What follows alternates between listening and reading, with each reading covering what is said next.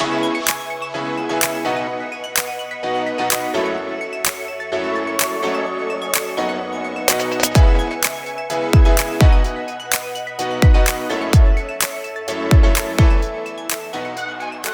hello once again to all of you. I'm so excited that you are here to join us for another wonderful episode of Rediscovering Your Passion and Purpose with Patty.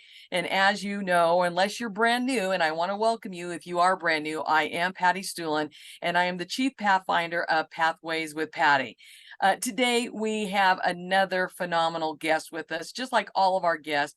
But the more I talk with these people, the more they inspire me, and I am motivated by them, and this guest is no exception to that rule. Today's guest is Michelle Steiner. She lives with an invisible disability. She has articles published on the Mighty Nonverbal Learning Project, and she's going to have to help me with this word, dyscalculia blog, the Reluctant Spoonie, Calopenia Collective, Imagine the World as One magazine, and Word Gathering. She has had her photographs featured in Word Gathering and Independent and Work Ready. She works as a para-educator in a school for students with disabilities. She lives in Pennsylvania with her husband and 2 cats. Michelle, welcome to the show. I am excited to have you here today.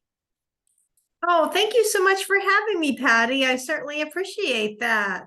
Okay, so I'm sure that I probably just murdered that one particular word.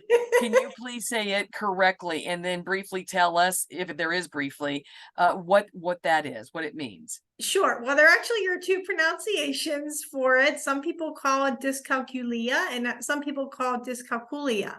Okay. And what that is that is a math learning disability where I Oh, struggle with numbers. wow. Okay. And now the other one, what is the Calopenia Collective? What is that? That was a literary magazine that I was published in a few years ago. Oh, well, that's really cool. Well, I know that in our brief call that we had a week or so ago, I was just so compelled by your story on many levels that I knew right away as you were sharing it that it was definitely a story that I wanted shared on here because, as people know, it's more than just discovering or rediscovering your passion and purpose. It's about hitting those challenges and those obstacles in our way and not letting them keep us down. And your life story is one of those that I want people to hear. When we have those bad days and think, oh, why me? We're able to hear people's stories like yours is like, well, why not me? I'm doing pretty darn good. So with that said, Michelle, could you please, tell us about your story, where it all began and what led you to become a paraeducator now? My story began whenever I was diagnosed with having a learning disability in kindergarten. Mm. And I was around 5 or 6 years old. But when we look back on my story, I struggled when I was in preschool, but they didn't have a lot of the resources that we have today with early intervention services and preschool for children with disabilities. So whenever my nursery school teacher said, okay, I think we need to hold her back for a year, I don't think that would have done a whole lot of good. But my parents, I was their first child, so they sent me to kindergarten. And I struggled socially and academically. I can remember in the classroom, they would give me a dot-to-dot page. And I thought, oh, I did this perfect. And I would get it back and they'd be like, no, this isn't correct. And I couldn't understand what was going on. I struggled with tying my shoes. Hand coordination was another big thing that I really struggled with. And the teacher suggested to my parents that I get tested for one. And sure enough, I have a learning disability. And when I was a child, we didn't diagnose, a lot of my disabilities weren't diagnosed, or it was more of an umbrella term. They didn't use dyscalculia. I also have limited hand dexterity that wasn't diagnosed till I was an adult. And I had visual perception difficulties as well. And it was decided that I needed to repeat kindergarten. And the following year, I had kindergarten in a new school in our district. It was still a public school with children that had disabilities and those who did not. And I spent my mornings in learning support. And we worked on reading and writing and hand coordination. And we attempted to do math, but we never got too far with that. Mm-hmm. I also had speech services because I had difficulty with how I was pronouncing some words because my ears were clogged very much whenever I was a young child and I had tubes in them. So Okay. that service ended by the time I was out of fifth grade. Mm-hmm. But school was still really hard for me. I can remember being really frustrated as a child. I wanted to learn like my peers learned. I wanted to be accepted by them. And even that was really difficult too. Part Right. of it was I was an only child for that many years and I was used to being around adults. Mm-hmm. And another part of it was my disability really made me stand out. I went to, in a negative way, I went to a school that was very small, conservative school district that Mm-hmm. didn't value differences. In fact, they feared them. And having mine made me different, and they didn't really accept people that they didn't think were part of them. Right. So, so that was really hard from a young age. Mm-hmm. And eventually, though, school got a little easier for me. We found out that I was good with reading and I was good with writing, so I could be in regular ed reading. And I still had the specialty services and regular ed social studies and science. And I had accommodations such as having the test read aloud to me and having extra time on tests. That was also one of my accommodations. Mm-hmm. And as I got older, school got a lot easier for me academically. I was in all regular ed classes except for math and a resource room. And socially, it got a lot harder for me. When I was a young child, it was, okay, you weren't invited to somebody's birthday party, or I didn't want to play with you on the playground, or you're not my friend. But as I went through middle school and high school, the peer groups started to become more defined. And I just really struggle with trying to find a group to fit into. And Michelle, can I back up just for a sure. second here? Just from being a retired teacher myself, when you had mentioned about how you had worked your way into the regular classes, that's because of a lot of hard work that you were doing, because that just doesn't happen on its own unless you are willing to do the work. So I don't want that just to be glossed over, that it was because of the support you were getting. Yes, but you still had to do the work in order to earn your way into the regular ed classes. Oh, of course. My parents, they spent a lot of long, sometimes tearful sessions of homework sessions with me, and they didn't give up on me, and they advocated for me. And it was a lot of the work. And I think it was that desire too. And my parents pushing me to do the best I could do with having a disability. They didn't expect perfect grades, but they could see a lot of potential that I had. And it was a lot of hard work. And having that hard work and that accountability really served me well later in life. When I went to college, I knew how to, it was difficult, but I knew how to handle having multiple classes that wanted papers and assignments that were due. And I knew people that went through the system that didn't make it out to regular ed classes. And when they tried to go to college, it was overwhelming for them and they couldn't handle it. So but as you were starting to say, so academically, yes, you're starting to thrive. Socially, though, that's a completely different story. Definitely. That is where it was really hard. I knew how to deal with adults in the classroom. I knew how to ask for help and support, and I had my parents advocating for me with that. But socially, that's where it was really difficult. I can just remember not really feeling like I fit in with my peers. I would be in learning support, and most of my other peers, they struggle with reading and some behavior issues because Sadly, some of them came from some rough family backgrounds, and there was a lot of trauma that came about with that. And we didn't know as much about that as we do now. Right. So I didn't really feel like I fit in with them. And then with my regular ed peers, they viewed me as, well, you're one of the ones that are in the, the learning support room. So you're not smart. And so it was really hard.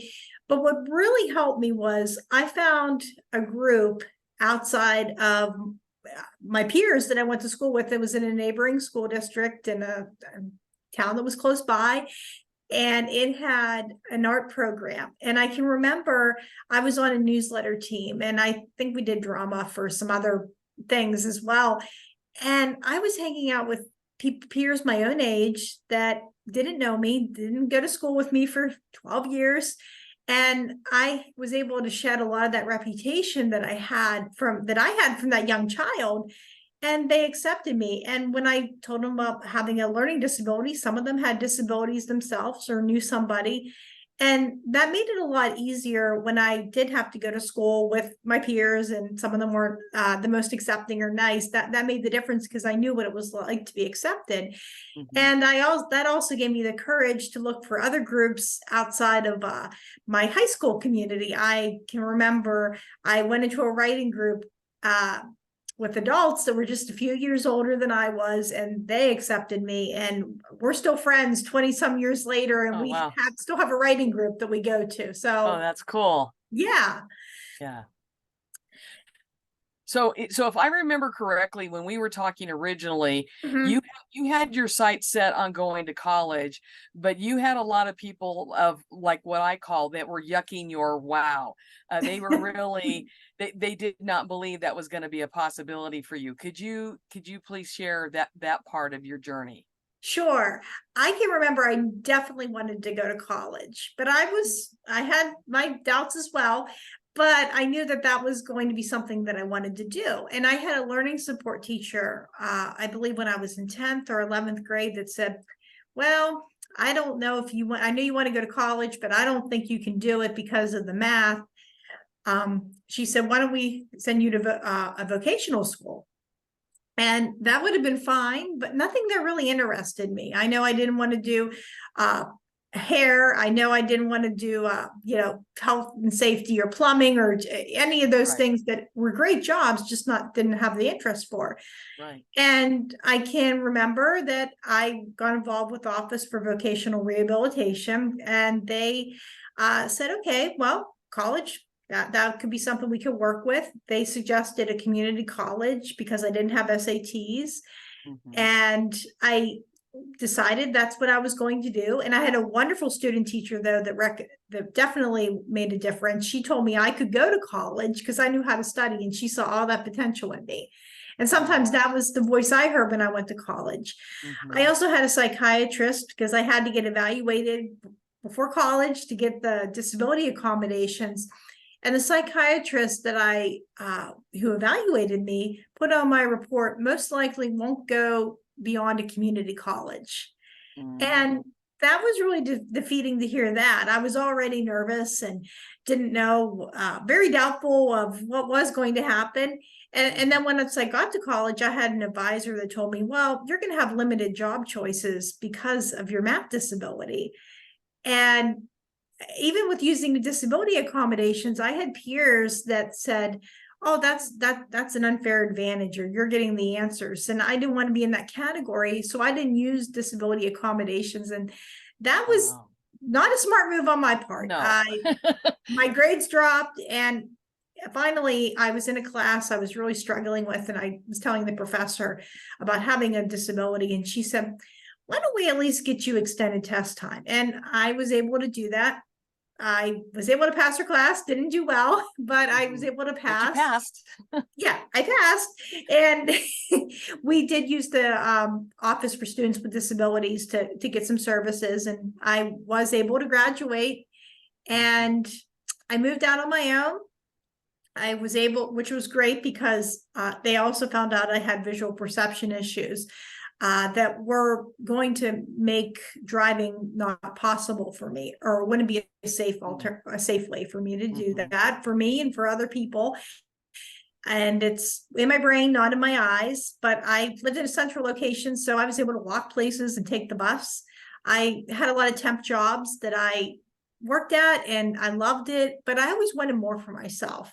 Mhm. And uh, whenever a few years passed and my job was downsizing, and for financial reasons, I had to move back in with my mom and dad. I thought this is the time to just give going back to university a try. I found a program that had the least amount of math and science possible. And most importantly, it had a program that really interested me and had disability accommodations. And I thought, this is the time to go. I wasn't working like I did when I was at community college or when I was out on my own. So I had all that time to devote to studying and advocating for myself and focusing on my classes. And it made all the difference. I used the accommodations of having extended test time and a note taker. And most of my professors were so understanding when I told them that I had a disability. Might have had one or two that didn't quite get it. And there still was the stigma with some of my classmates that using these accommodations were unfair. But I had to learn to ignore those voices and Yes. to just, yeah, move forward. And I was able to And get my, that was their hang up. That shouldn't have been your hang up. That was yeah, their issue. yeah, exactly. Hmm. That was theirs. And Yes. I just had to do what I knew I had to do. And it, Hmm. yeah, and it was useless to start a conversation with them, with somebody that Right. was thinking that that was what they thought. Yes. But I was able to graduate with a bachelor's degree despite being told that's not something I could do. That's And awesome.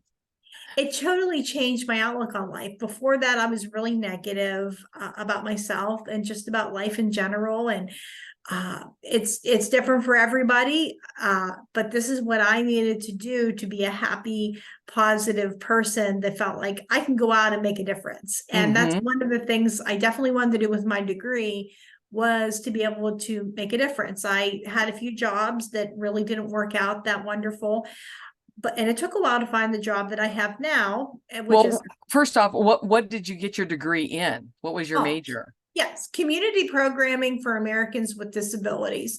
Oh, And they call it a transition specialist now, okay. but it is the service end of working with people with disabilities. Okay, So, perfect. yeah. Ec- And Go yeah, ahead. Yeah. and I knew that I wanted to help people. Definitely that was something. And it was a while before I was able to fulfill what the vision was. It took me a while to get what exactly that was going to look like and what was the right thing for me. And one of the first things is I went back to working in a school as a teacher's aide, and I really love doing that. And I've been with my job for about 12 years. Wow. And I get that chance to go in and work with students that have disabilities. And I get to tell them it's okay to have a disability, because a lot of times I'll hear, I hate my learning disability. I wish I didn't have an IEP. And I get to explain to them it's not a bad thing to have a disability. And this is how we advocate for ourselves. And I even get to explain why they have an individual education plan. It's there to help you. It's there to give you those tools to be successful with having your disability. And another key part is another lifelong dream was writing. I always knew that I wanted to be a writer. And I had a friend that told me, you know, you really should write about having a learning disability. And I said, I don't know. That's really personal. I don't want to talk about that. And I think I wrote some bad poetry and some other really cringeworthy things that I wouldn't want to read today.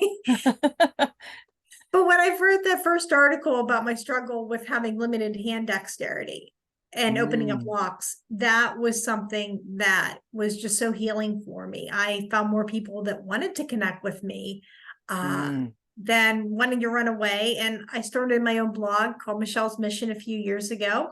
mm. And I write about life with a learning disability. I also have my photography on there as well. That was another unexpected thing that I didn't think I was very good at, but it came along with With, with encouragement. with your photography, do you what do you mainly shoot at? Do you is it nature or just everyday things, or what do you like to take pictures of?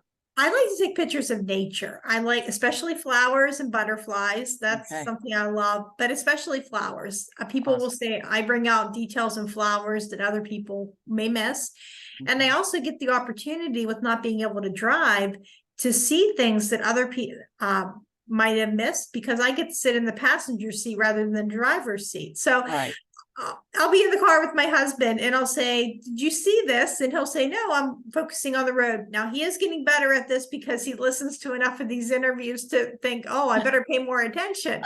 But I get that chance to go and see something. And then later, if I'm on a walk, I get a chance to take that picture. Right. And that's something, if I was driving, I wouldn't have that opportunity. And I get to post them. And I have my artwork for sale online. And I even have a disability forum where people with disabilities can connect with each other. Wow. Going back to you being a paraeducator, Mhm. did you find, or do you find that you think back to the people that helped you as you were growing Mhm. up, and take those parts that you liked about them and the parts that you didn't like about them to create your own style of working with your own students? Yes, I definitely try to do that. I try to be the encouraging one that does encourage a student that can what they can do. Because a lot of times we'll get students that might say, "Oh, I want to be a veterinarian." And it can't be really, I mean, we understand that that is a very rigorous program to go through. Mm-hmm. But I try not to be the one that's saying, "Well, you can't do it." I might say, Right. "Well, it is a lot of math, it might be a lot of things, but what about doing a vet tech job? Would you Right. consider that?" And but I always just say it's a backup plan for something else. I try not to be the person that says, "Well, you're never going to be able to do that," because I don't know what their future does hold. They might be able to, and they might find that I don't want to go to school for that many years, or there's another great alternative to that as well. Well, and it's just like you shared already the fact that these people were yucking your wows, Yeah. and they were killing your dreams of what Mhm. you wanted for yourself, and that make bringing out the negativity in you, Right. and just being very, very hurtful, that I would think for sure you would not want to do that to your own students like it was done No. to you, because I think that is one of the biggest disservices, even from a reality standpoint. If we know Yeah. there is no way they're going to be the president of the United States or whatever the case may be, Right. I don't think it's up to somebody else to squash their dream.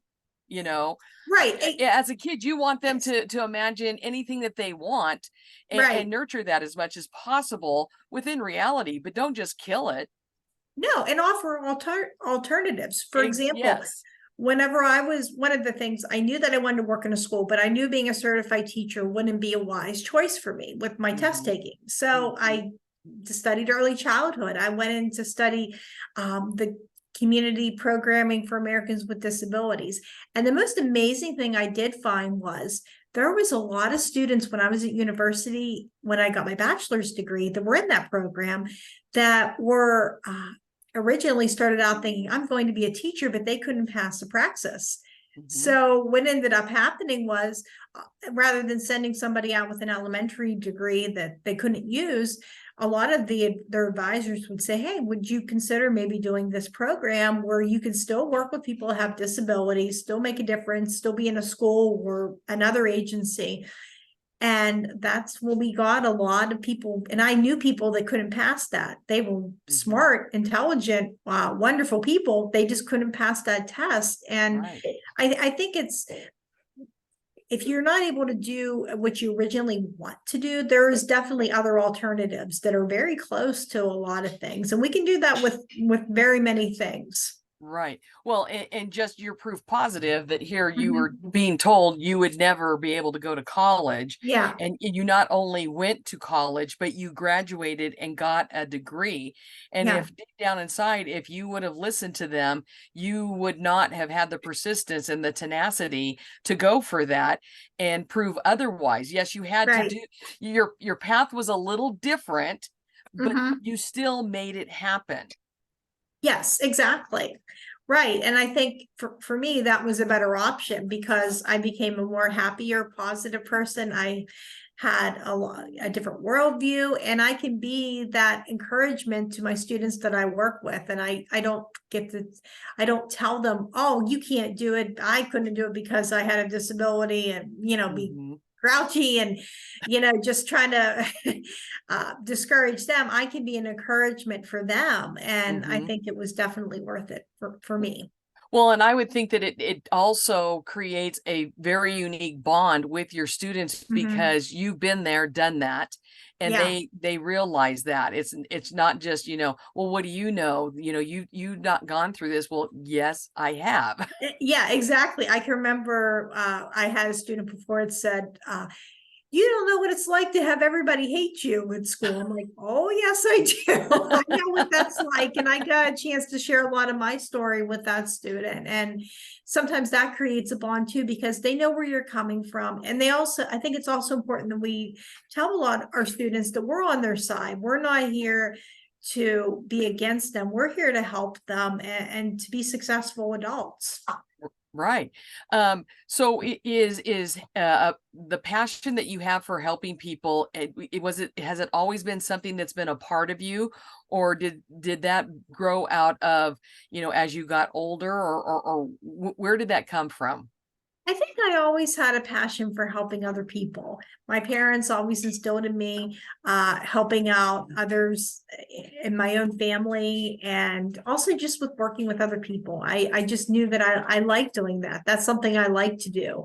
I I worked in a child care center whenever I was a teenager. I babysat for my little brother, and just I can remember I was in a club where we did community service projects when I was in school. And I just love going in and working with elderly people and working with young children. And that just was something that I really enjoyed doing. I couldn't imagine myself, not saying I'm better than anybody, but I couldn't imagine doing like some of the jobs that they wanted me to maybe consider doing, like retail or stocking shelves. I mean, I think those Hmm. are important jobs, but Hmm. that's just not something that gives you a lot of things with working with people. And I just knew that I wanted to go in and help others and work with other people.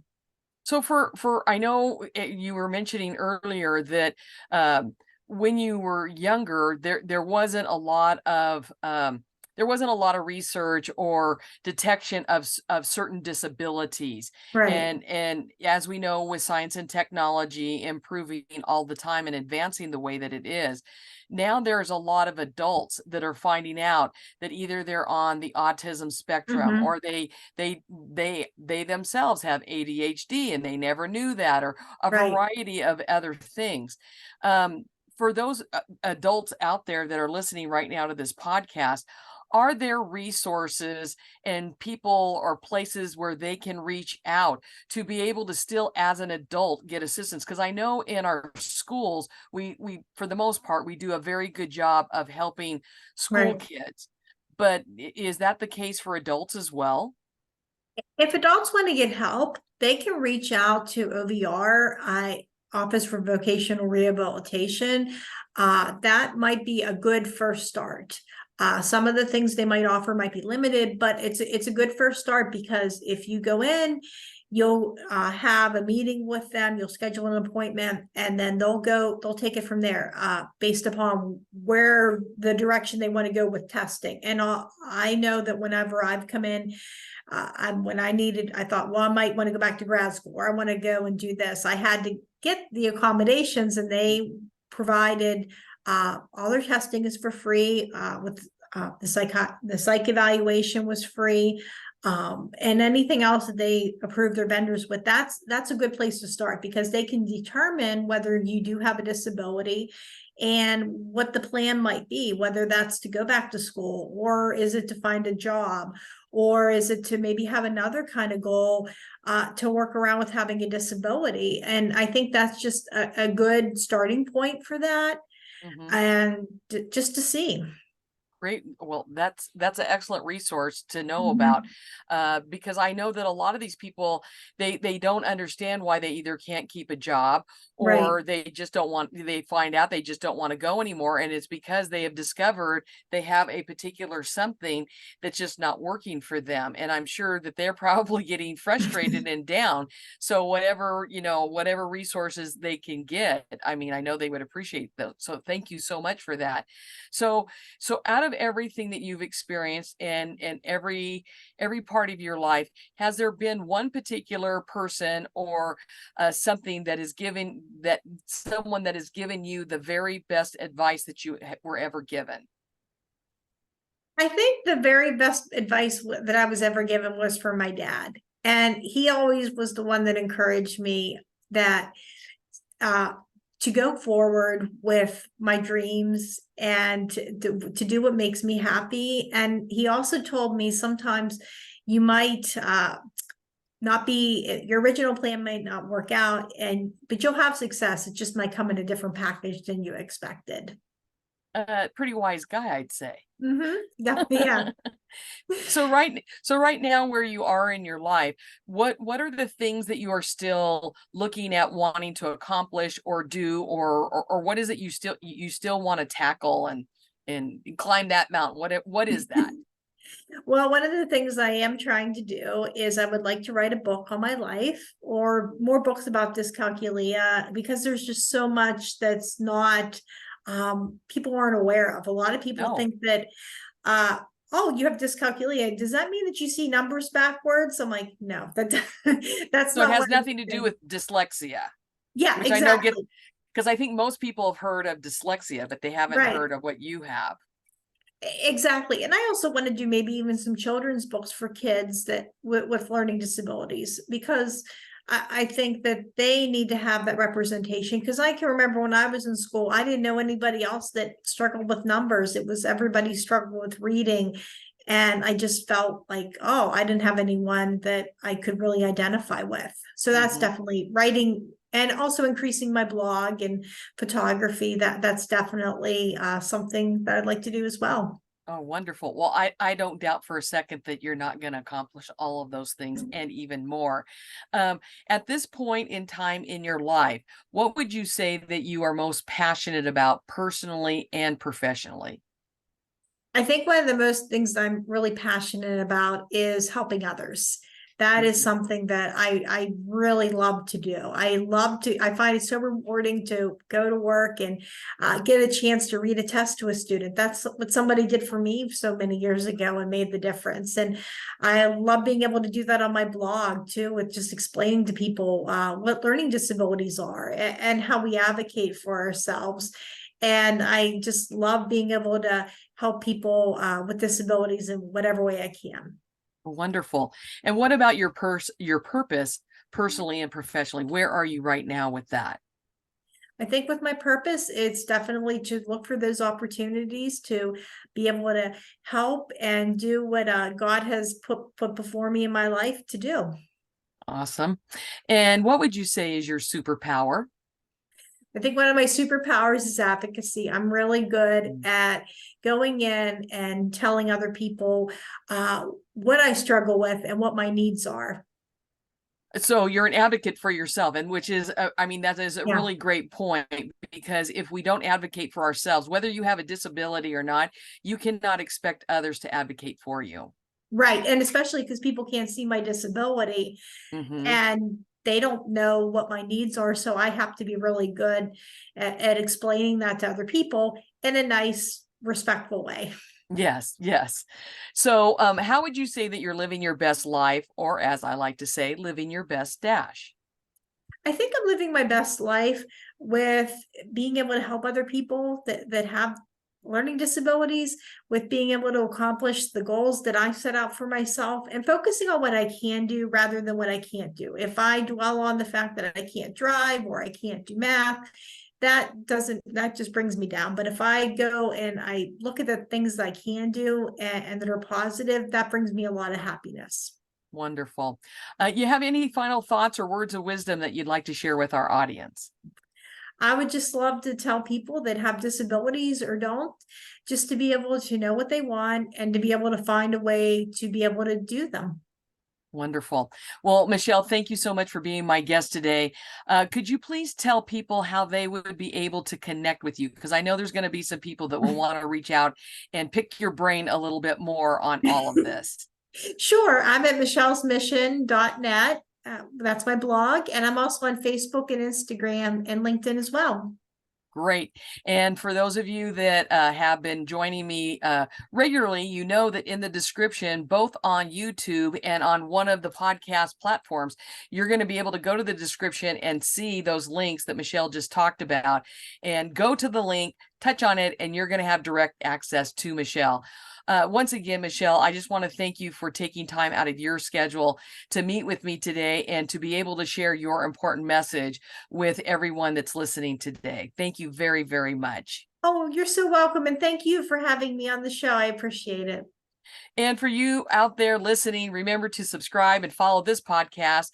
Invite your family and friends. And if you're getting things out of it, I don't mind you at all putting down a 5-star review and just leaving some comments. And if you want to be a guest on the podcast, you can go to my website at www.pathwayswithpatty.org, and you can sign up for a free Zoom chat with me, and we can talk about that or something else that you might want to talk about. And you can also get my Pathway to a New Beginning roadmap. So until we meet again, continue to live your best dash and know that life's an adventure. And I want you to enjoy the journey because your life matters. Thank you so much for joining us today, and may God bless you all.